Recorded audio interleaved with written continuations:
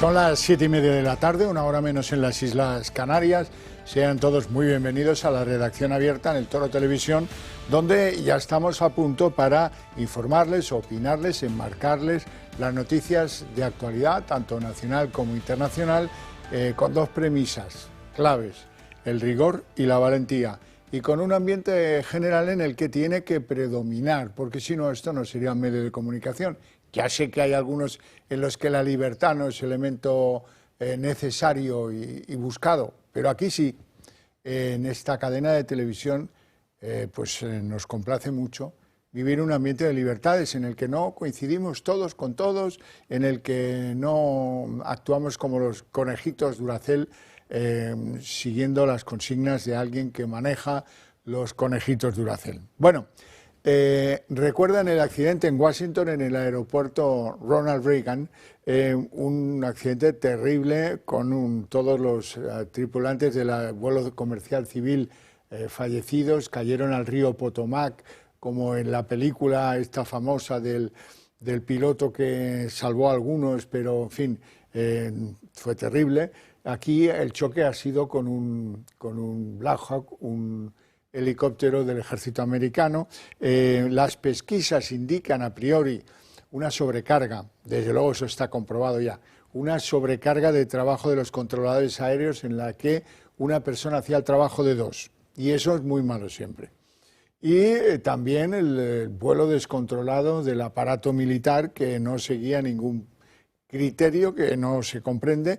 También hay un incidente anterior en el que un avión tuvo que descartar un aterrizaje por la aparición inesperada, eso ocurrió otro día, de un helicóptero de combate.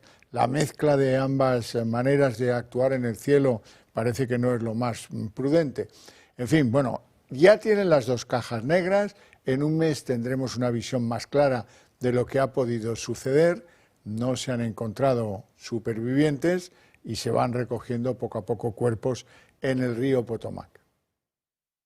Tras horas de intensa búsqueda en el río Potomac, los equipos de rescate descartan que haya supervivientes. Los esfuerzos se centran ahora en sacar del río todos los cuerpos sin vida. De momento ya se han recuperado 40 de las 67 personas que iban a bordo de ambas naves. Mientras tanto, avanza la investigación. Ya se han recuperado las dos cajas negras del avión comercial. Su información ahora será clave para la investigación. En las últimas horas hemos conocido una información crucial. Según The New York Times, había menos controladores de lo normal en la torre de control del aeropuerto. Según un informe del que se han hecho eco varios medios, un solo controlador estaba haciendo el trabajo de dos en el momento del accidente. Al parecer, un supervisor permitió marcharse pronto a uno de los controladores, de forma que solo una persona se quedó a cargo del tráfico de aviones y de helicópteros en el momento de la colisión. También ha salido a la luz que el día antes de la tragedia, un avión en el mismo aeropuerto tuvo que abortar un aterrizaje por la presencia de un helicóptero en su ruta. El avión avisó a la torre de control de que existía riesgo de colisión y tuvo que posponer el aterrizaje. De momento, las causas del accidente son una incógnita. La investigación se centrará en analizar posibles fallos en la comunicación. Sin embargo, la torre de control sí pudo comunicarse con el helicóptero minutos antes del impacto. Ellos, además, eran pilotos experimentados y las condiciones meteorológicas eran buenas. En el momento del impacto, el avión comercial realizaba las maniobras de descenso sin ningún problema. Volaba desde Kansas y al menos 14 de sus pasajeros eran patinadores profesionales que volvían de un campeonato de patinaje artístico. El club, que tiene su base en Boston, ha homenajeado a sus atletas que han perdido la vida en este trágico accidente. Los investigadores confían en poder tener el informe preliminar en los próximos 30 días. Bueno, y ahora vamos a contarles un asunto complejo, un asunto donde hay conflicto de intereses, pero que es lo que nos toca enmarcar, situaciones que se producen en nuestra sociedad y que revelan pues, que las cosas no están bien reguladas. Por ejemplo, nos vamos a un acto que, por cierto, ha tenido que suspenderse porque no se podía celebrar de esa suerte, que era el desahucio de un inquilino, Ocupa, en un edificio de Barcelona.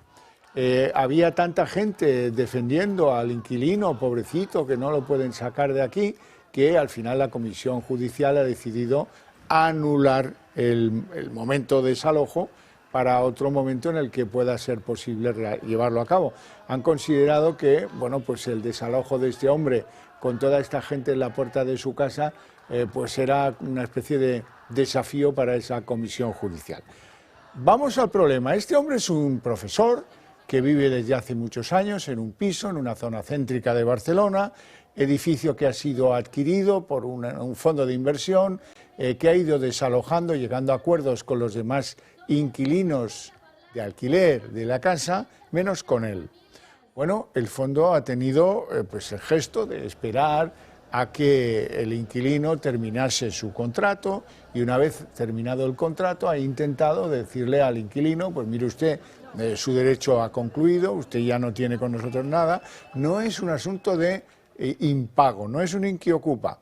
Este señor pagaba, por cierto, 700 euros por vivir en la casa donde estaba. El fondo tenía planes para el inmueble, convertirlo en pisos de lujo, en fin, todas esas cosas que suelen ocurrir. Y el inquilino dice, ah, no, yo tengo mis derechos, de aquí no me pueden sacar mientras que yo pague. Así está la sociedad española. Y bueno, a ver, todos tienen parte de razón, pero en cualquier caso, la propiedad es la propiedad. Y si la propiedad tiene un contrato y a ti te ha vencido el contrato y no te lo quieren renovar, pues tus derechos se extinguen cuando finaliza tu contrato. Eso es la aplicación racional y razonable de lo que ha sido nuestro derecho mercantil, en este caso el que regula las casas de alquiler, los inmuebles o los pisos de alquiler. La cosa es que, bueno, pues como nuestros derechos, los que sean, de los ciudadanos son tan bien entendidos colectivamente, en Barcelona además eso lo tienen muy a gala, pues ahí había 500 personas convocadas para evitar el desalojo de una comisión judicial, porque claro, la propiedad lleva un montón de tiempo esperando que le digan al inquilino, oiga, mire, su contrato ha acabado, ya se lo hemos dicho, usted tiene que abandonar la casa. Al final pues se cansaron, lo llevaron a los tribunales, han tenido una paciencia como el santo Job, y al final el día que llega la comisión judicial para llevar a cabo lo que le pide la propiedad, derecho a la propiedad, bueno, pues resulta que tampoco lo puede llevar a cabo porque dice la comisión que, hombre, que eso era poco más o menos que desafiar a todos esos que estaban ahí concentrados. Y ya veremos cuándo vuelven a ir y cuándo vuelven a cumplir con el derecho, legítimo derecho de los propietarios, a después de haber esperado el fin del contrato, pues desalojar a este inquilino que dice que él de ahí no se mueve. Bueno, ahora les voy a dar una buena noticia, hombre, porque esto es un conflicto, lo de los inquilinos, sus derechos, los desahucios, pobrecito, tal. Bueno, y en estas cosas, hoy tenemos una buena noticia, es viernes, viene el fin de semana, creo que nos la merecemos. Hay un juez de la Audiencia Nacional, el titular del juzgado número 1 de la Audiencia Nacional, un juez que debe ser un hombre discreto, porque le conocemos poco, se llama Francisco de Jorge. Bien, pues este juez ha decidido apretar el botón para que, justo esta semana celebrábamos los 30 años del asesinato de Gregorio Ordóñez en San Sebastián, un 23 de enero de 1995, bien, como les digo, este juez ha puesto en marcha todo la parafernalia de la Audiencia Nacional para procesar a 5 jefes de ETA por el asesinato de Gregorio Ordóñez. Ha costado, ha costado. Bueno, y esto vamos a ver cómo y de qué forma llega a su final, ya lo veremos, ¿no? Pero hoy está más cerca del banquillo Ignacio Gracia Arregui, Iñaki de Rentería le llamaban, Miguel Albizu, llamado Anza, José Javier Arizcurin, conocido por Cantauri, Julián Achurra, conocido como Pototo, y Juan Luis Aguirre Lete, que era conocido como Insunza. Todos ellos comprobados jefes de la banda terrorista ETA.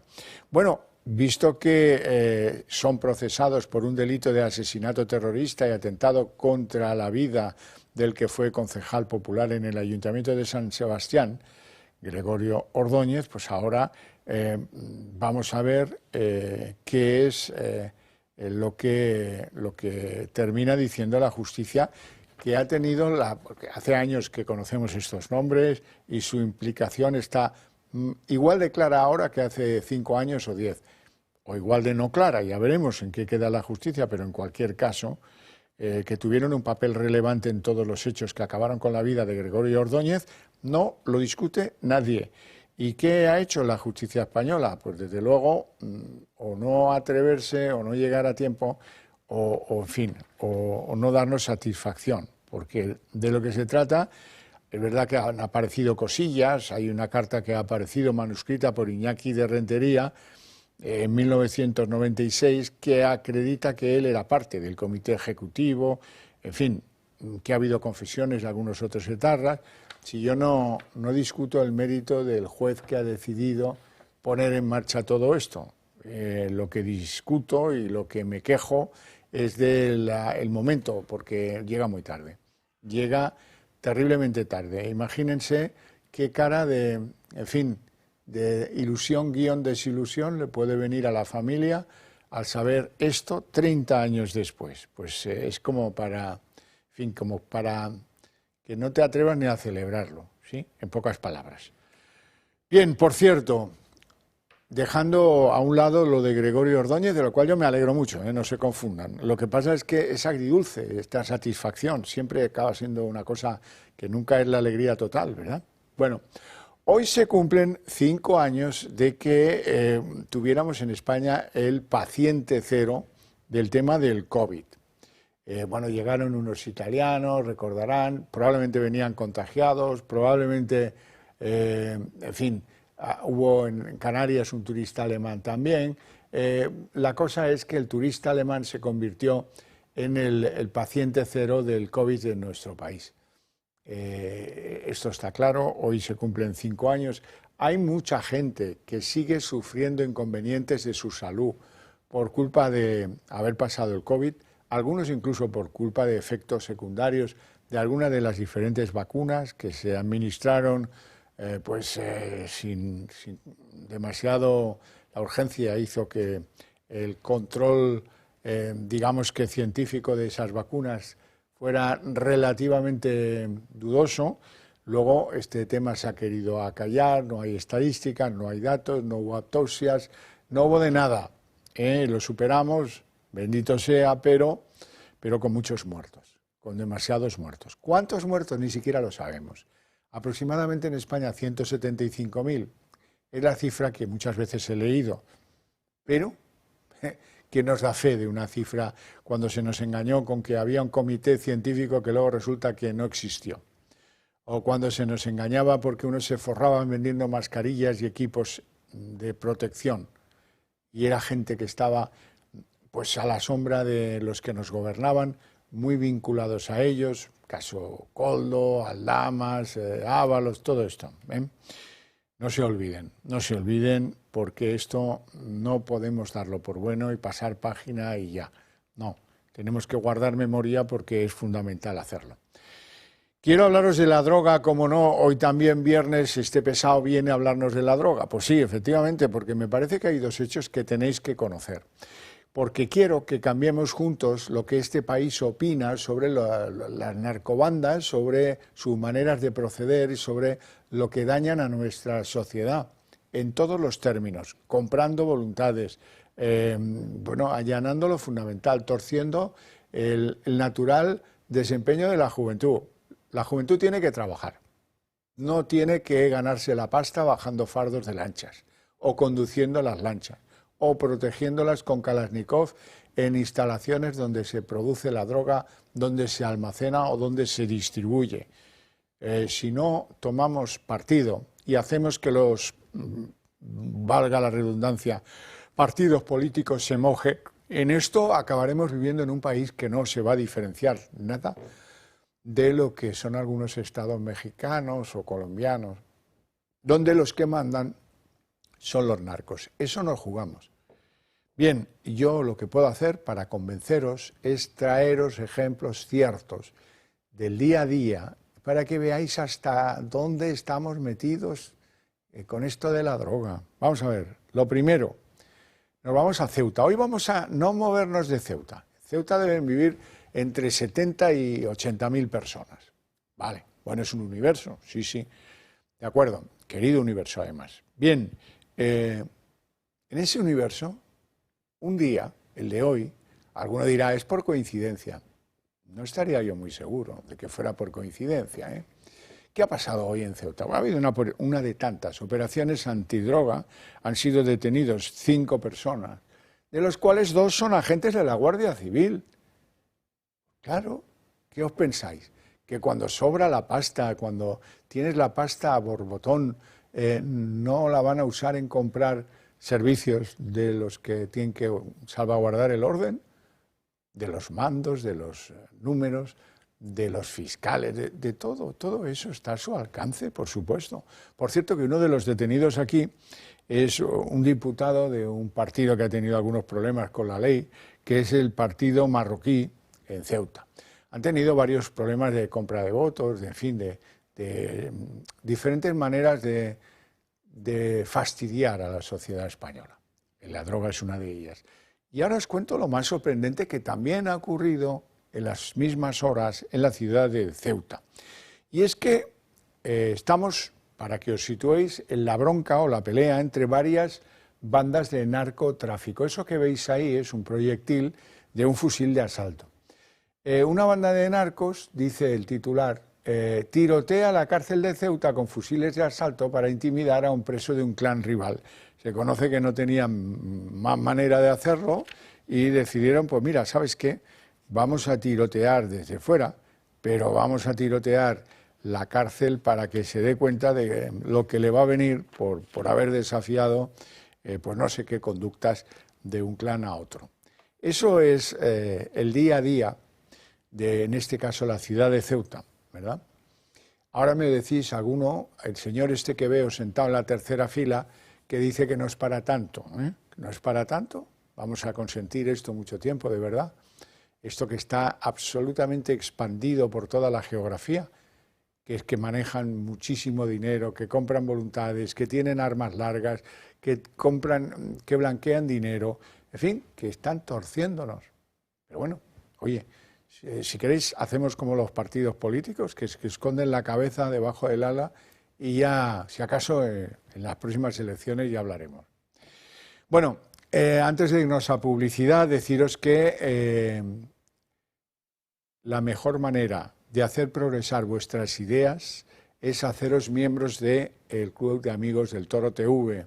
¿Por qué? Porque nosotros somos el vehículo, compartimos un alto porcentaje de esas ideas. Y si queréis que se extiendan por todo el país, lo mejor es apoyarnos para que seamos el vehículo de esas ideas. Sencillo, ¿verdad? Bueno, pues si queréis, si me hacéis caso, lo estimáis oportuno, pues llamad al teléfono que aparece en pantalla, 916162464. Me dicen desde el club que os invite, que os anime a ir el lunes 24 de febrero a callejear por Madrid, en concreto por el barrio de las Letras, del Parnaso o de los Comediantes, y de la mano de un guía excepcional, Javier Sardón, que nos va a enseñar y a contar la historia pues del Paseo del Prado, de la Basílica de Jesús de Medinaceli. Subiremos por la carrera de San Jerónimo hasta la Plaza de Canalejas y no nos vamos a perder los callejones del barrio, repletos de tascas, de tabernas, de pastelerías y de los antiguos corrales de comedias. Por esos caminos, por esos vericuetos, alcanzaremos la Plaza de Santa Ana, la calle Huertas, y terminaremos por el famoso punto de encuentro durante el siglo de oro, la Puerta del Rey del Jardín Botánico. Las plazas son limitadas, así es que no os olvidéis, tenéis que reservarlas, vale la pena.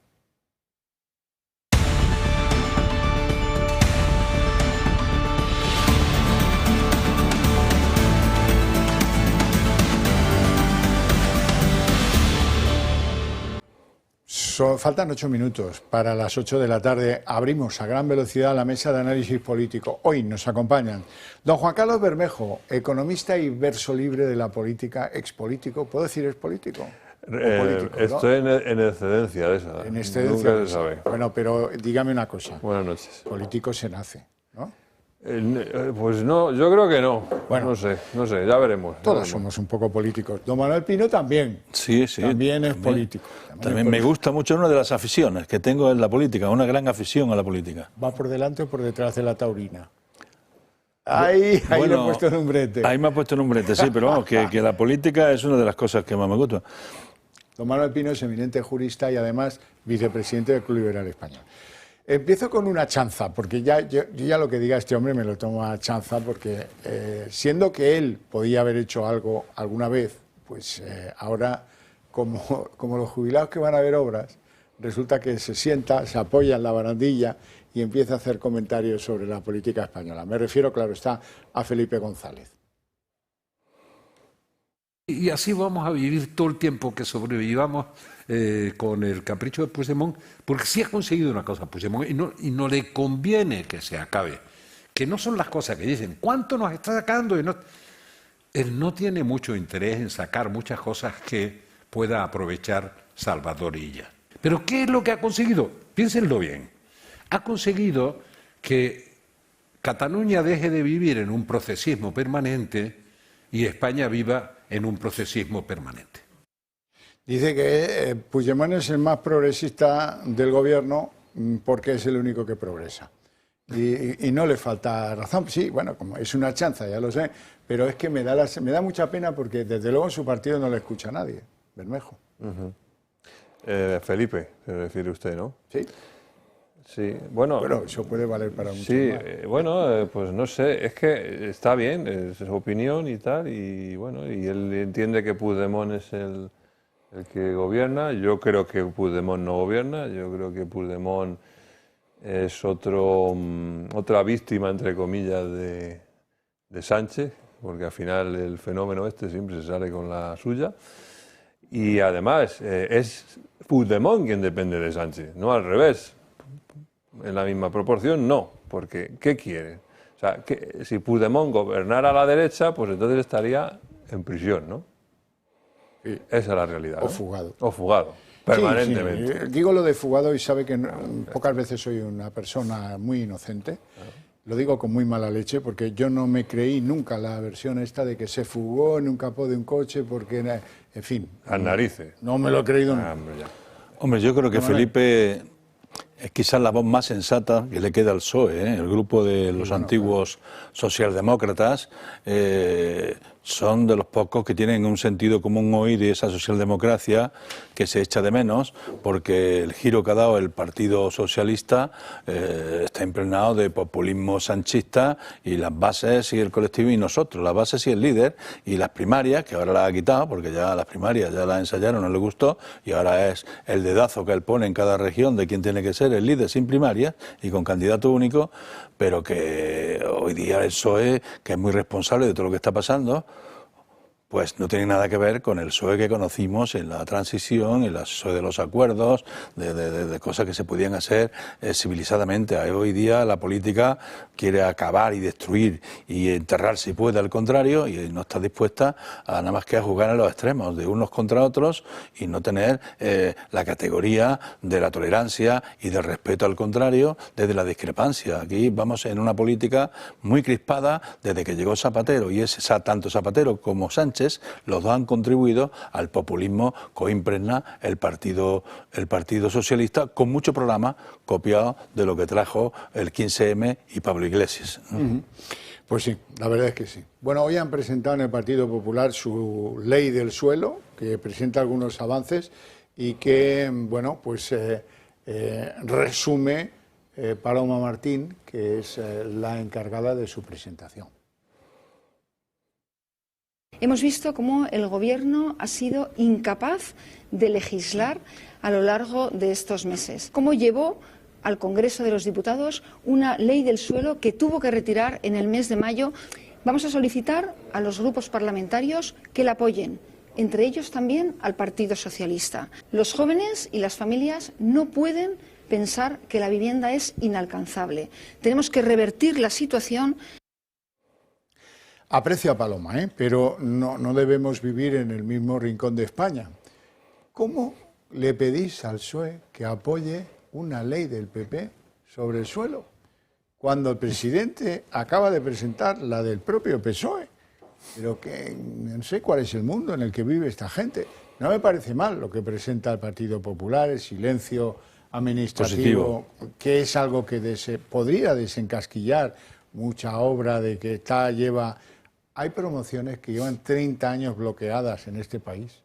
Bueno, pues algo habrá que hacer, ¿de acuerdo?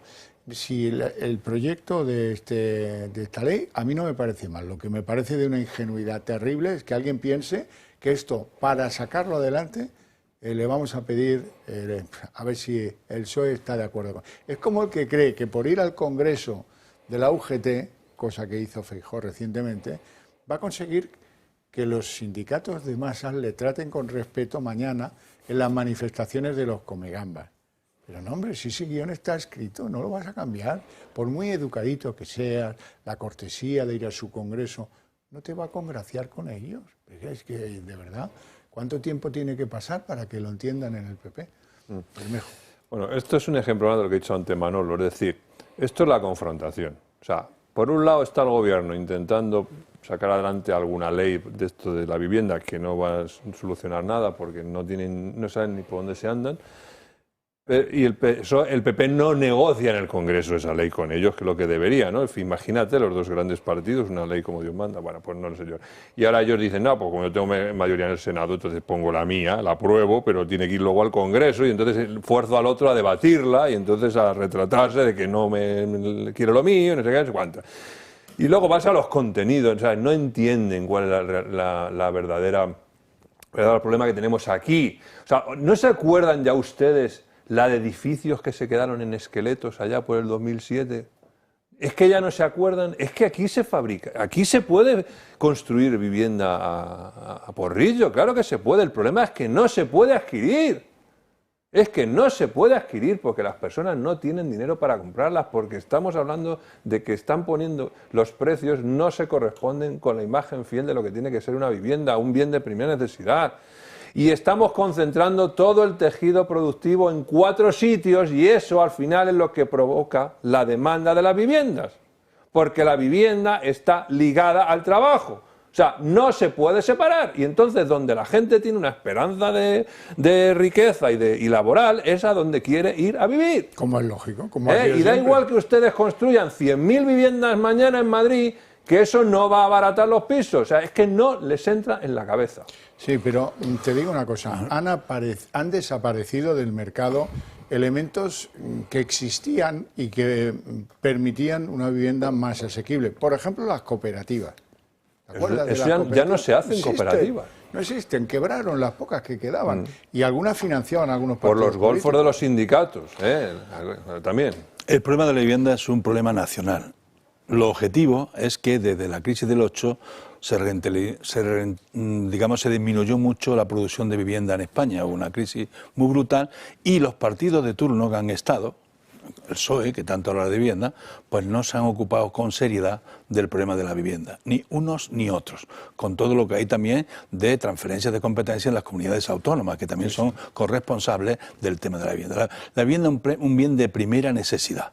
Y aquí lo hemos hecho muy mal, porque hemos impedido el acceso de los jóvenes y de familias a la vivienda porque los salarios medios no se lo permiten. Y esa es la realidad, ha habido una distancia y eso hay que ajustarlo. ¿Cómo? Pues bueno, en estos proyectos que han presentado hoy el PP, pues habla de la liberación del suelo, habla de los trámites burocráticos, habla tal. Vamos a ver si eso es capaz de romper el precio. Pero aquí hay que hacer un gran parque de vivienda pública en alquiler.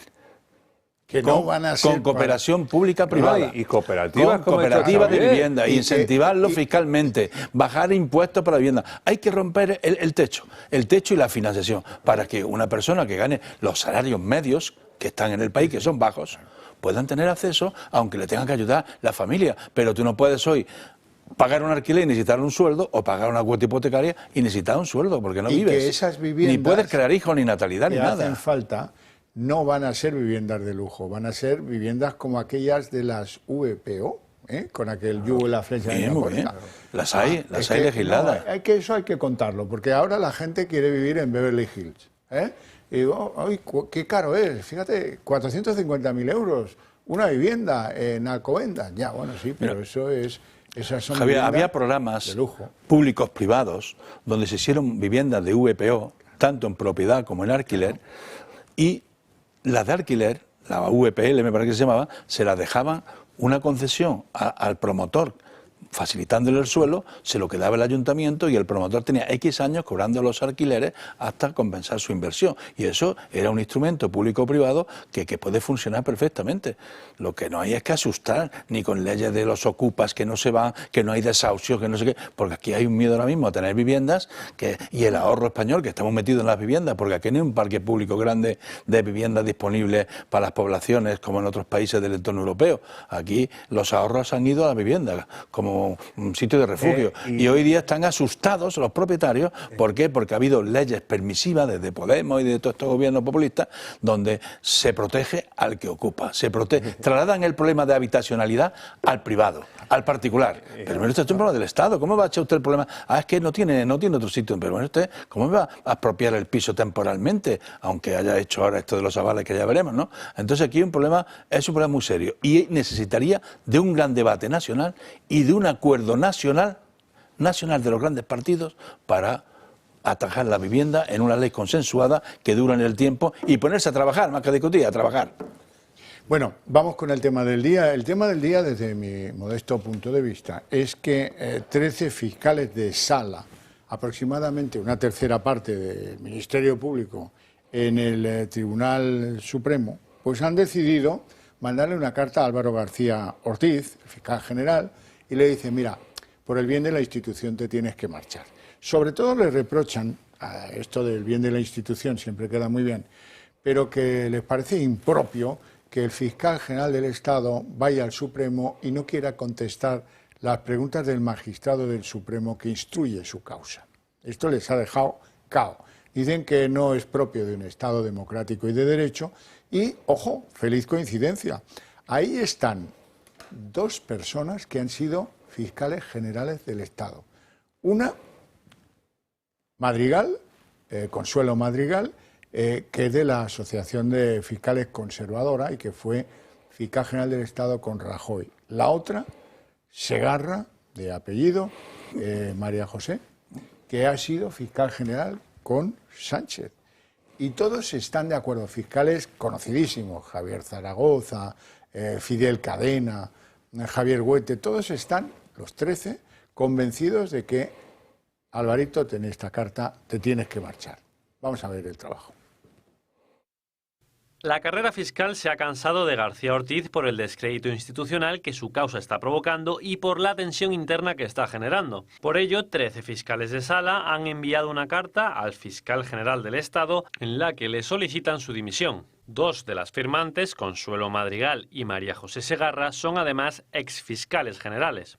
Justifican su petición en que es grave que el garante de la legalidad en España esté siendo investigado por un delito de revelación de secretos y en que es más grave aún que se niegue a responder a las preguntas del magistrado y solo acepte las de su abogado. Han tachado esta actitud como impropia de un Estado de Derecho. Admiten que García Ortiz tiene derecho a no responder al juez por su condición de investigado, pero afirman que debe hacerlo puesto que sigue siendo la cabeza de la Fiscalía en el juicio. Los fiscales consideran que si García Ortiz sigue al frente, el prestigio de la institución quedará dañado y la confianza de la ciudadanía mermada al contemplar a la Fiscalía como un mero apéndice del gobierno de Sánchez. El fiscal del Tribunal Supremo, Salvador Viada, comparte esta tesis.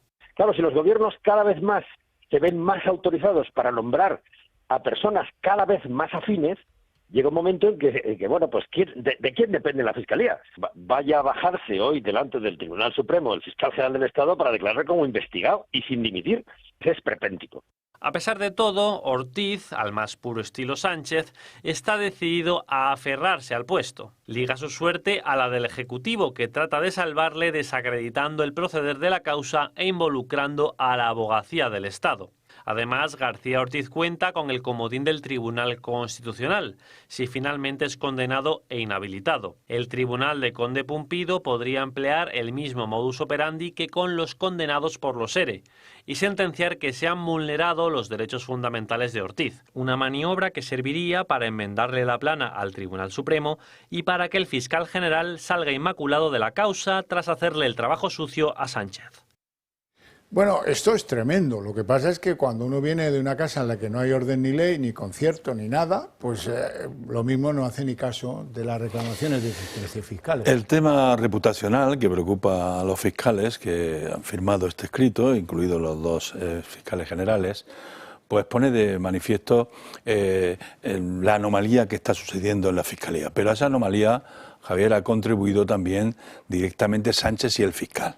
Y ha contribuido también desde Dolores Delgado. Viene ya el desprestigio de una ministra que sale y la ponen de fiscal general, desde su nombramiento cuestionado, que se lo quita el Supremo, que vuelven a impugnarlo y que la vuelven a nombrar, porque cuando Dolores Delgado la sale el Supremo, la vuelven a nombrar otra vez. Fiscal. Un fiscal que ha sido reprobado, un fiscal que está cuestionado permanentemente y un fiscal que, entre lo que dice Sánchez y lo que él hace, parece que es el ministro 23, porque obedece a las órdenes. ¿Y por qué no se va? Pues no se va porque si él se va es como reconocer que ha utilizado la institución para un ataque a un rival político. Bueno, poniendo en la plaza pública una documentación que castiga el Código Penal, que tenga luz pública, que es el acuerdo entre abogados y la Fiscalía, y claro, y eso parece que está avanzando y que puede ser una bomba de relojería. Tiene razón estos fiscales, que lo peor es que se quede. Claro, claro, pero es que él no se va a ir porque, aunque quiera, Moncloa se lo está impidiendo. Aunque quisiera, Moncloa se lo está impidiendo. Sí, pero vamos a ver. Yo no creo que es que tenga que irse porque se le está acusando de algo, porque es inocente hasta que se demuestre lo contrario. Por ¿vale? supuesto. Yo no creo que deba irse por eso, o porque es la primera vez en la historia de nuestra cortísima democracia de que al fiscal general, que cuándo ha habido, el 14 o 15, pues a uno lo han imputado y no sé qué. No. Yo creo que tiene que irse porque ha sido un auténtico incompetente, y no podemos tener un incompetente en la Fiscalía General del Estado, que es el que se supone que nos tiene que defender de los golfos al Estado.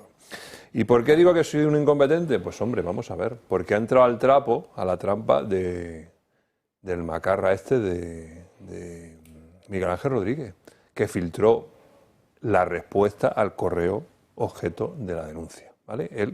Miguel Ángel Rodríguez filtró la respuesta, dando a entender que era la Fiscalía la que había propuesto un acuerdo. Como tú le llamas macarra, contaba con el permiso del que tiene la información. Del que tiene la información. Que a ese no le denuncias, ¿no, Amador? A ese no le denuncias, porque como le dijiste que lo filtrara... Tenía permiso. Entonces, un incompetente como nuestro fiscal general entra al trapo y dice, no, hay que combatir ese relato, hay que decir la verdad. No hemos sido nosotros los que hemos pedido el acuerdo. Pero, Majadero, deja que fluya el proceso, ¿no? Deja que fluya el procedimiento, porque ese señor va a ser condenado. Es que no acabe otra. Bueno, y punto. O va a ser culpable Carlos, porque se ha declarado. Entonces, ¿qué necesidad había? Aparece en Moncloa también el escrito por la mañana. De eso ahora te digo por qué. En algo muy importante, que es la cronología de los hechos. Cuando Miguel Ángel Rodríguez habla con el pareja de Ayuso y le pide permiso para filtrar, como dices tú, que yo no digo filtrar, porque eso no es una filtración. Bueno, lo mandó a la prensa. Si tú me das permiso, pues yo, utilizando mis canales lógicos, lo mando a quien me da la gana. Eso es. La filtración es anterior, se produce de madrugada. Y lo publican unos cuantos medios. Y la respuesta a esa filtración es lo que pues el tal González Amador y Miguel Ángel Rodríguez y la Ayuso y quien fuera deciden contestar. 13 horas entre la publicación de lo primero y la publicación de lo segundo, que es una respuesta. O sea que pero Xavier, Rodríguez fue primero Miguel Ángel el que mandó su información. No. Sí, 13 horas de diferencia entre... A ver, perdóname que igual estoy equivocado, pero yo creo que es primero Miguel Ángel el que manda esto, lo publica el diario El Mundo...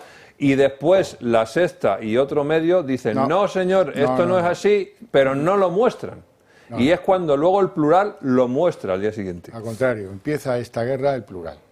Y luego El Mundo se hace eco de lo que recibe de manera, entre comillas, lo que pasa. Los que entienden de derecho ya articulan más fino y dicen, no hombre, que las funciones del fiscal, ¿cómo va a desentender las preguntas de su señoría? Como hay cierto encono, pues él piensa que su recurso al Constitucional por haber entrado a su despacho y coger los móviles y coger las tablets y tal y que cual, que eso es una vulneración de derechos fundamentales que le va a arreglar todo el procedimiento el Constitucional. ¿Qué pasa? ¿Que él es como el rey, una figura inviolable? Claro, claro, bueno, pues como tenemos lo que tenemos, como hay tanta anomalía en lo que tenemos, pues él piensa que ese tema se va a arreglar en el Constitucional con un recurso de vulneración de derechos fundamentales, por haberle entrado a su despacho por orden del juez, la UCO, y cogerle el ordenador, las tablets, los teléfonos, no sé cuánto, no sé qué y tal, y las comunicaciones. Y ahí yo creo que están en esa bola y de resistencia, porque si él se va, ¿dónde deja el problema? Lo deja en Moncloa. Sí, eso está claro. Está claro que él no se puede ir. Pero claro, se pudrirá la situación, la institución y 10 que hubiera. Las pudrirían de la misma forma. Bueno, y luego está el giro este del PP. El PP se arma lío jugando solo al fútbol. No entiendo. Se trataba de decir sí o no a la ley minibús, que ha quedado recortada de omnibus a minibús gracias a Puigdemont, no al PP. Pero bueno, oye, bien, hay una reflexión y hay un cambio de opinión y no se abstienen ni votan que no, como en la primera votación, sino que van a votar que sí. Perfecto. No tienen más que explicarlo. Ayer lo hizo Feijóo, pero claro, es que Feijóo se explica muy mal. Feijóo dijo que lo hacía para pincharle el relato a los socialistas. No lo dijo con esas palabras, yo no fui a un colegio de pago y lo explico de forma que me entendéis mejor. La segunda de las explicaciones de Feijóo, dice, no hombre, es que claro, votó en conciencia. Bueno, si votas en conciencia por los pensionistas y por los de la Dana, también tenían la misma conciencia cuando votaste que no a la ley Omnibus. Bueno, pues no, y no se entiende. Y hoy seguimos a vueltas con eso, con muchos en el PP que están muy enfadados con que se les haya pasado de opinión a opinión sin explicación ninguna, siendo que es un partido de gente muy bien mandada, tengo que decir, pero bueno, difícil de comprender. Y los que salen a defender lo que sea. Unos defendían las líneas rojas cuando dijeron no a la Omnibus, ahora ya el palacete del PNV, eso no tiene importancia. La ley para favorecer a los ocupas ya tampoco es una línea roja. Y luego están los que juegan a todo, como por ejemplo Cuca Gamarra, que hoy está encantada de haberse conocido. El nuevo decreto Omnibus y el apoyo de los populares sigue centrando el debate político. Cuca Gamarra insiste, dice que el PP no ha cambiado de opinión y justifica el apoyo del partido al nuevo decreto. Nosotros no hemos cambiado de opinión. Para empezar, se ha producido un cambio por parte del Gobierno en esa iniciativa que ha planteado. Y en este sentido lo ha troceado y pedimos que se troceara, lo ha traído troceado y, por supuesto, cumplimos nuestra palabra, en este caso, con los pensionistas, con los usuarios del transporte público y con los valencianos. Pero el Gobierno sigue criticando el apoyo del PP a su decreto. Dice la vicepresidenta María Jesús Montero que los de Feijóo han hecho el ridículo con el decreto Omnibus y que solo se comprometen cuando sus votos no son necesarios. Ayer Feijóo fue claro, dijo que su apoyo es con el único objetivo de romper la estrategia del Gobierno. Votaremos para no hacerle el juego a su demagogia. Al Partido Socialista le encantaría que el PP le regalase el titular de que nos oponemos a las pensiones. Y como eso es mentira, no lo vamos a hacer. Pero desde el Ejecutivo de Sánchez le acusan de decidir con la calculadora electoral. Mira, el Partido Popular toma sus decisiones con la calculadora electoral en la mano. Lo cierto es que el decreto ha removido a las filas internas del PP. Algunos sectores del partido lo consideran un error monumental y otros aplauden la decisión. Con todo este revuelo, algunos cargos exigen al líder popular que saque toda su artillería para aclarar este cambio de opinión. Es por ello que Núñez Feijóo ha convocado para el próximo lunes una reunión de la Junta Directiva Nacional con el fin de revalorizar las pensiones y otras 29 medidas. A ver, Bermejo, ayúdame. A mí me roban el bocadillo cada día que voy al colegio. Dice, solución. Pues mira, voy y se lo entrego nada más llegar. Y así, No, hay una, que es la que hacía yo cuando iba al colegio, y es que me lo comía en el camino antes de entrar. Para que no te lo robaran. Para que no me lo robaran, porque a mí me robaban el vamos, no podías llevar bocadillo. Pero bueno, yo digo, ¿qué necesidad había de decir, ¿no? Porque los decretos se votan 30 días después de que se aprueben? ¿Qué necesidad había ahora de decir vamos a votar sí o no. O sea, no aguantaron 30 días de crítica. Es acojonante. O sea, bueno, no vamos a ver. Primero, el decreto ley es un sistema legislativo propio de otros regímenes. Y aquí se hace un abuso excesivo del decreto ley, que es con carácter de urgente necesidad, y metemos unos tochos, como este decreto ley, en su origen. El que ha fracasado aquí ha sido el Partido Socialista, que ha fracasado con un decreto ómnibus, que decía el ministro 3 en 1, que lo tenía pactado, y le ha fallado su socio, porque lo obligaba a un tema de confianza y por otra serie de razones, y ha dicho, pues no te lo voy a votar, y lo materializa y no le vota. O sea que aquí el que ha fracasado y ha hecho lo que de dividir el decreto en los temas más sensibles sociales ha sido el PSOE. Lo que pasa es que el relato y la propaganda, ahora tenemos que cambiar el argumento. ¿Qué quiere hacer el PSOE? Pues el PSOE lo que quiere poner al PP diciendo no está de acuerdo ni en la subida de las pensiones, ni en la ayuda al transporte, ni en las ayudas a la dana. Y entonces la política social y el escudo este que tenemos nosotros, la derecha y la ultraderecha no están dispuestos tal, y vota con vos. Y ese es el tema. Como no aguantaría 4 semanas. Y mira lo que ha hecho en el decreto. Manolo, le ha metido, pero mira lo que ha hecho en el decreto. Le ha metido la morcilla para provocarlos del tema del palacete del PNV, que habían dicho que no. Le han metido la morcilla, dice, con esta morcilla seguramente es la trampa en la que van a decir que no están de acuerdo con el decreto, porque eso del PNV, hay una sentencia de París en la que dice que el sucesor del gobierno vasco es el Estado y no es el PNV como partido, y una serie de debates que están abiertos y que se lo tienen que dar por decreto de ley, por compromisos de Sánchez para seguir gobernando con la pasta que pone el pueblo español. Y aquí es un regalo al PNV, ¿no? Entonces, sí, claro... Eso está claro. Pero entonces, ¿por qué ha hecho esto el PP ahora? ¿Por qué abre la bocaza ahora? A ver, ¿para qué? Bueno, lo que va a decir... ¿Para no darle la razón al gobierno? ¿Ha dicho? Bueno, lo que ha dicho es que... ¿Es lo que ha dicho? ¿Esa es la explicación? No, para facilitar el aumento de las pensiones, para facilitar las ayudas de la dana y el transporte. Ha dicho y luego, no darle la razón a Sánchez. Bueno, pues eso lo ha dicho el líder, pero es que yo creo que ha hecho lo que tiene que hacer. Votar a favor de eso es lo que tenía que ser. En lo que y no ahora estoy de lo otro, acuerdo, si es impugnable, lo de el decreto en esa parte es impugnable, pues que meta un pleito cuestionando lo del PNV. Es en lo que hace Salvador Illa. Salvador Illa anuncia, no tiene presupuestos, no los tiene, pero anuncia que se va a gastar 18.500 millones de machacantes de euros en convertir, como Trump, pero en catalán, hacer Cataluña the first again, el liderazgo económico de España. Yo pongo 18.000 millones que pagamos entre todos, que la deuda nos caerá a todos, para que Cataluña vuelva a ser líder de la economía española. Increíble.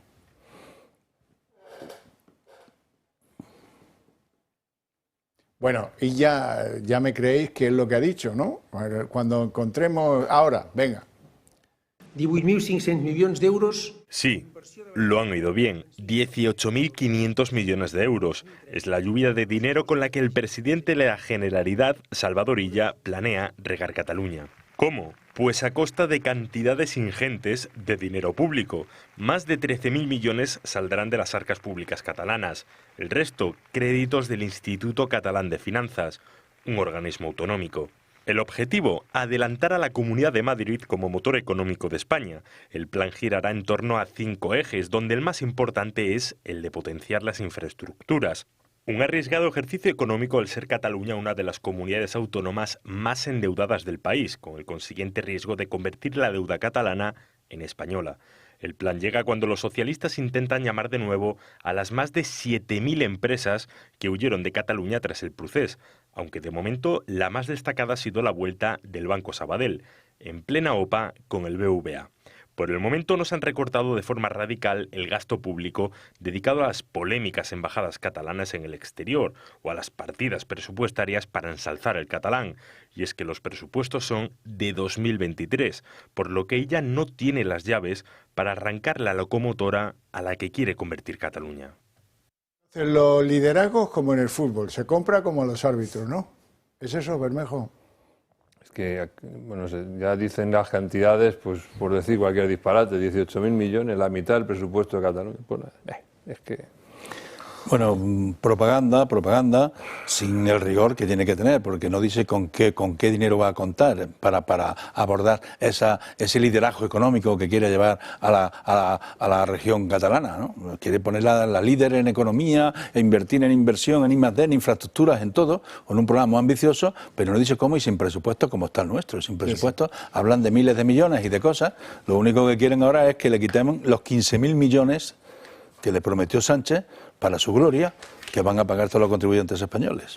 Bueno, no tenemos tiempo para más. Si acaso tenemos tiempo para que yo agradezca, y lo hago de corazón, a mis dos invitados, su presencia en el programa y sus opiniones todavía más, y a ustedes su interés desde sus hogares. Eso sí, para ustedes tengo premio, porque empezamos a la vuelta de publicidad el día en 30 minutos.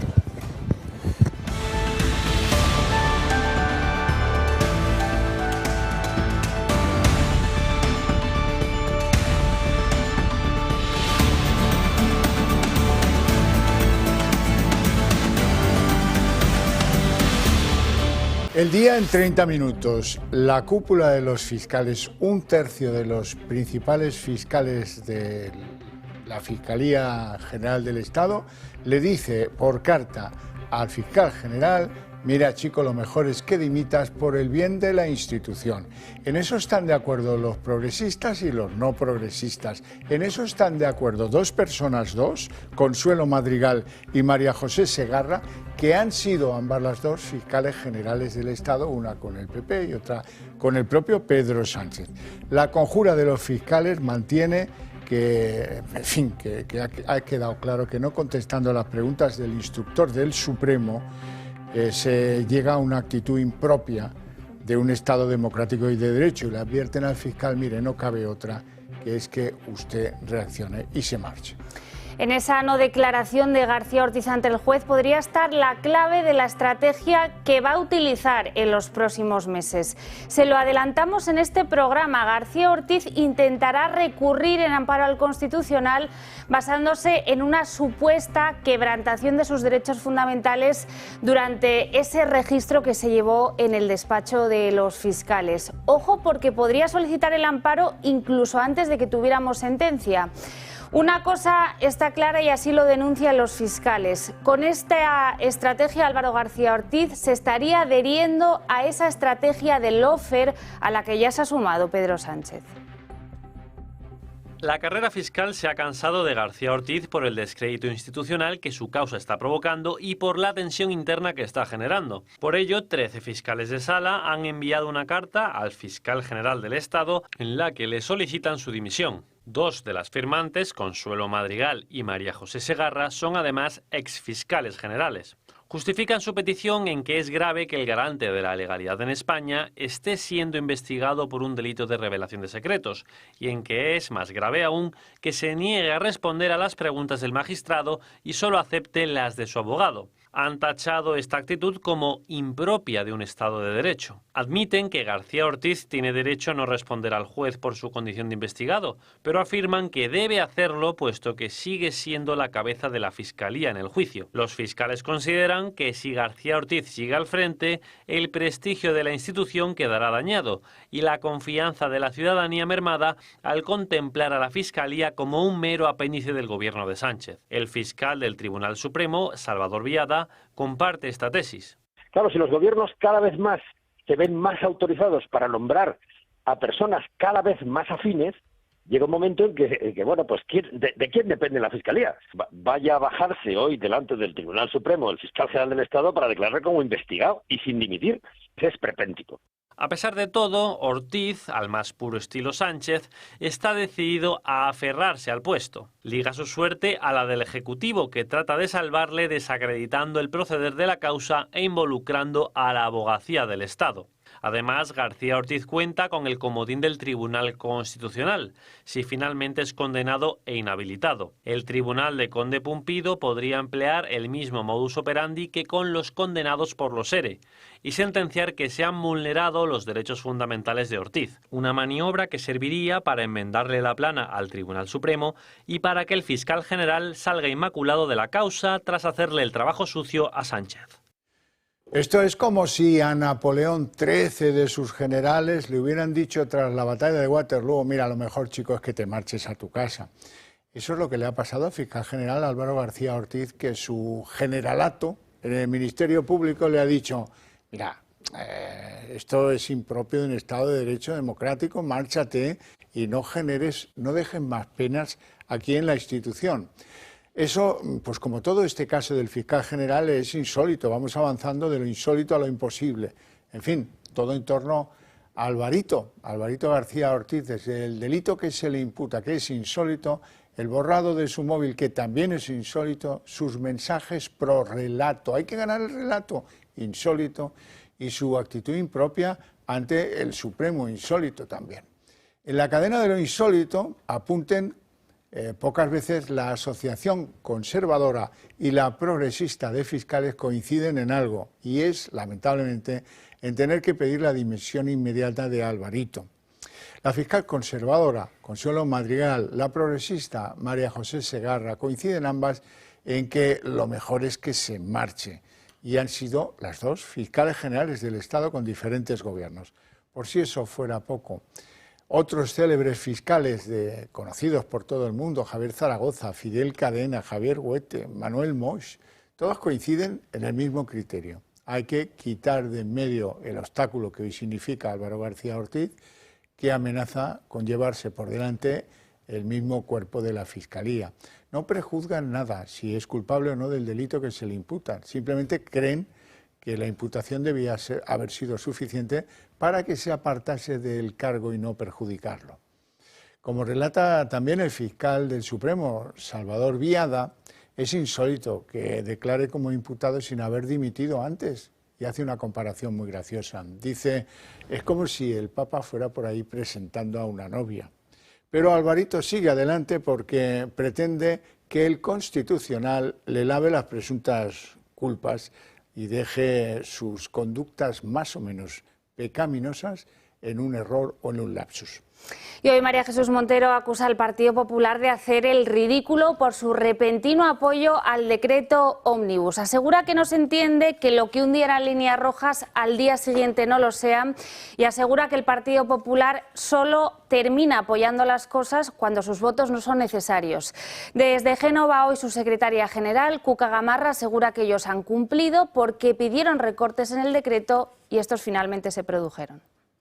El nuevo decreto ómnibus y el apoyo de los populares sigue centrando el debate político. Cuca Gamarra insiste, dice que el PP no ha cambiado de opinión y justifica el apoyo del partido al nuevo decreto. Nosotros no hemos cambiado de opinión. Para empezar, se ha producido un cambio por parte del Gobierno en esa iniciativa que ha planteado. Y en este sentido lo ha troceado y pedimos que se troceara, lo ha traído troceado y, por supuesto, cumplimos nuestra palabra, en este caso, con los pensionistas, con los usuarios del transporte público y con los valencianos. Pero el Gobierno sigue criticando el apoyo del PP a su decreto. Dice la vicepresidenta María Jesús Montero que los de Feijóo han hecho el ridículo con el decreto ómnibus y que solo se comprometen cuando sus votos no son necesarios. Ayer Feijóo fue claro, dijo que su apoyo es con el único objetivo de romper la estrategia del Gobierno. Votaremos para no hacerle el juego a su demagogia.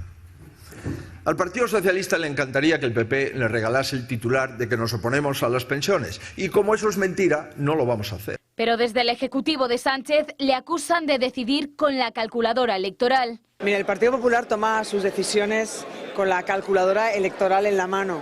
Lo cierto es que el decreto ha removido a las filas internas del PP. Algunos sectores del partido lo consideran un error monumental y otros aplauden la decisión. Con todo este revuelo, algunos cargos exigen al líder popular que saque toda su artillería para aclarar este cambio de opinión. Es por ello que Núñez Feijóo ha convocado para el próximo lunes una reunión de la Junta Directiva Nacional con el fin de revalorizar las pensiones y otras 29 medidas. Salvador Illa, el presidente de la Generalitat, anuncia inversiones de 18.500 millones de euros para que de aquí al año 2030 Cataluña recupere el liderazgo económico de España, ¿Cómo lo va a hacer? Porque de momento no tiene ni presupuestos, pues no se sabe. Ahora bien, él anuncia que va a haber un despliegue de inversiones en infraestructuras, en modernización del tejido industrial, en investigación y desarrollo, en igualdad de oportunidades y en mejora de la administración. Eso sí, dice que los recursos los va a poner la Generalitat, con lo cual hay un peligro, que es la deuda de Cataluña, y quién va a tener que pagar, si se llega a hacer esta inversión, el futuro liderazgo catalán. 18.500 milions d'euros. Sí, lo han oído bien. 18.500 millones de euros. Es la lluvia de dinero con la que el presidente de la Generalidad, Salvador Illa, planea regar Cataluña. ¿Cómo? Pues a costa de cantidades ingentes de dinero público. Más de 13.000 millones saldrán de las arcas públicas catalanas. El resto, créditos del Instituto Catalán de Finanzas, un organismo autonómico. El objetivo, adelantar a la Comunidad de Madrid como motor económico de España. El plan girará en torno a 5 ejes, donde el más importante es el de potenciar las infraestructuras. Un arriesgado ejercicio económico al ser Cataluña una de las comunidades autónomas más endeudadas del país, con el consiguiente riesgo de convertir la deuda catalana en española. El plan llega cuando los socialistas intentan llamar de nuevo a las más de 7.000 empresas que huyeron de Cataluña tras el procés, aunque de momento la más destacada ha sido la vuelta del Banco Sabadell, en plena OPA con el BVA. Por el momento no se han recortado de forma radical el gasto público dedicado a las polémicas embajadas catalanas en el exterior o a las partidas presupuestarias para ensalzar el catalán. Y es que los presupuestos son de 2023, por lo que ella no tiene las llaves para arrancar la locomotora a la que quiere convertir Cataluña.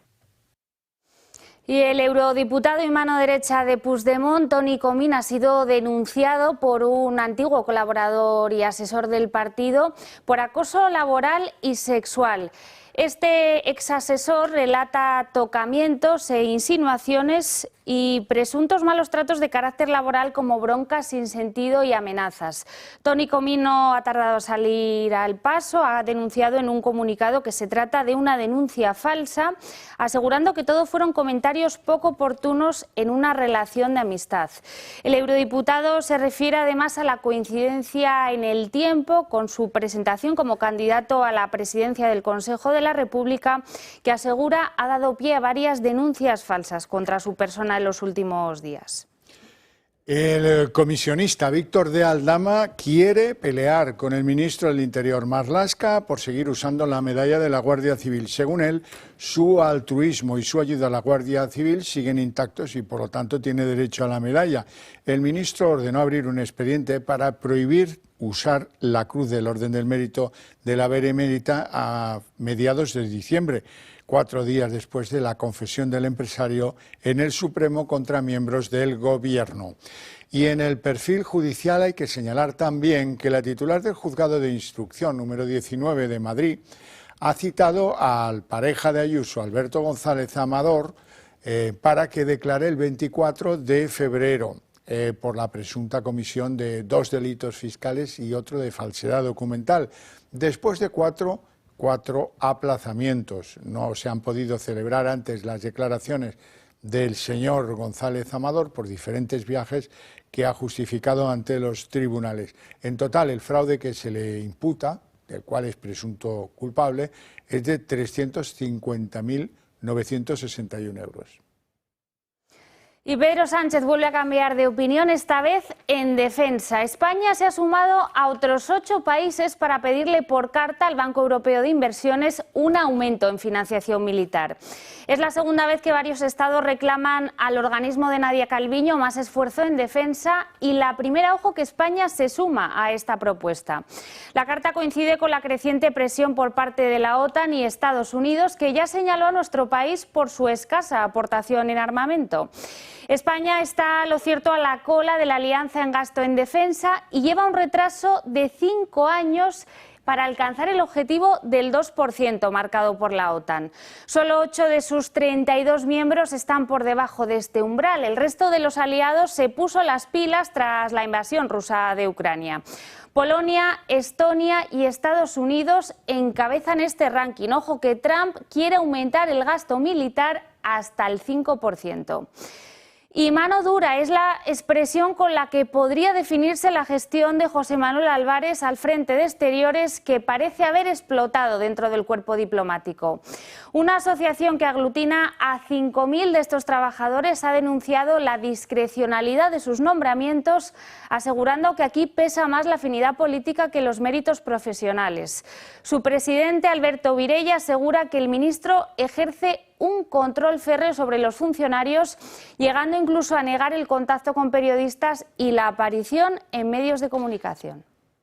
Y en la página internacional, noticias del accidente aéreo que tuvo lugar sobre el río Potomac en Washington. Bueno, el resultado de la escucha de las 2 cajas negras que han podido ser recuperadas se va a tener dentro de un mes, por lo menos en forma preliminar. Mientras tanto, los equipos de rescate han conseguido localizar 40 cadáveres entre los 67 que, según parece, perdieron la vida después del choque del avión comercial que viajaba de Wichita, Kansas, a Washington, y el helicóptero militar Black Hawk, que acabó siendo, colisionando contra el avión. Se están investigando, aunque hay algunas consideraciones preliminares que no se borran del mapa. La primera, el helicóptero se movía de una manera improvisada y sin obedecer las órdenes que el vuelo tenía previstas. La segunda, la torre de control. Ahí parece que había una situación poco controlable. Uno de los controladores aéreos, el que tuvo responsabilidades en el accidente, estaba haciendo el trabajo de 2 personas. Y eso tampoco se comprende, no es lo habitual, aunque sí había sido autorizado por el supervisor de la torre de control. Tras horas de intensa búsqueda en el río Potomac, los equipos de rescate descartan que haya supervivientes. Los esfuerzos se centran ahora en sacar del río todos los cuerpos sin vida. De momento ya se han recuperado 40 de las 67 personas que iban a bordo de ambas naves. Mientras tanto, avanza la investigación. Ya se han recuperado las 2 cajas negras del avión comercial. Su información ahora será clave para la investigación. En las últimas horas hemos conocido una información crucial. Según The New York Times, había menos controladores de lo normal en la torre de control del aeropuerto. Según un informe del que se han hecho eco varios medios, un solo controlador estaba haciendo el trabajo de 2 en el momento del accidente. Al parecer, un supervisor permitió marcharse pronto a uno de los controladores, de forma que solo una persona se quedó a cargo del tráfico de aviones y de helicópteros en el momento de la colisión. También ha salido a la luz que el día antes de la tragedia, un avión en el mismo aeropuerto tuvo que abortar un aterrizaje por la presencia de un helicóptero en su ruta. El avión avisó a la torre de control de que existía riesgo de colisión y tuvo que posponer el aterrizaje. De momento, las causas del accidente son una incógnita. La investigación se centrará en analizar posibles fallos en la comunicación. Sin embargo, la torre de control sí pudo comunicarse con el helicóptero minutos antes del impacto. Ellos, además, eran pilotos experimentados y las condiciones meteorológicas eran buenas. En el momento del impacto, el avión comercial realizaba las maniobras de descenso sin ningún problema. Volaba desde Kansas y al menos 14 de sus pasajeros eran patinadores profesionales que volvían de un campeonato de patinaje artístico. El club, que tiene su base en Boston, ha homenajeado a sus atletas que han perdido la vida en este trágico accidente. Los investigadores confían en poder tener el informe preliminar en los próximos 30 días.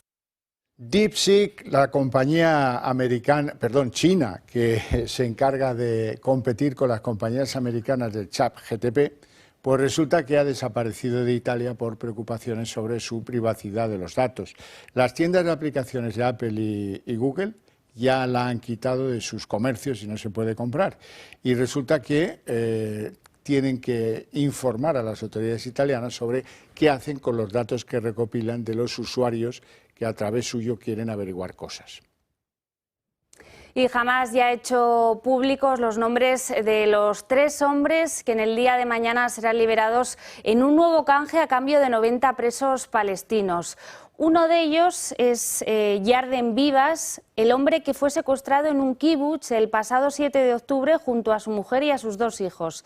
Según Hamás, el resto de la familia murió en un bombardeo israelí, aunque Israel lo desmiente. Hoy, por cierto, el Gobierno de España ha confirmado que va a enviar a 10 guardias civiles a controlar el tránsito de personas en el paso fronterizo de Rafah. Marina, 5 años del COVID, ¿cómo pasa el tiempo? Pues sí, un día como hoy, hace 5 años, España registró su paciente cero. Se trataba de un alemán que durante 14 días permaneció aislado junto a otros 5 turistas de esa misma nacionalidad. Finalmente solo él dio positivo. Fue, como decimos, el paciente cero de una crisis que nunca pensamos llegaría a alcanzar y a darnos las cifras que nos dio: 120.000 muertos, 2 estados de alarma y semanas de confinamiento. Hoy en día muchas personas siguen todavía sufriendo las secuelas de esta enfermedad. Bueno, y hasta aquí el día en 30 minutos. Les deseamos una feliz noche y un grandísimo fin de semana que seguro que se lo tienen merecido. Volvemos el lunes con toda la información aquí en el Toro Televisión. Que descansen.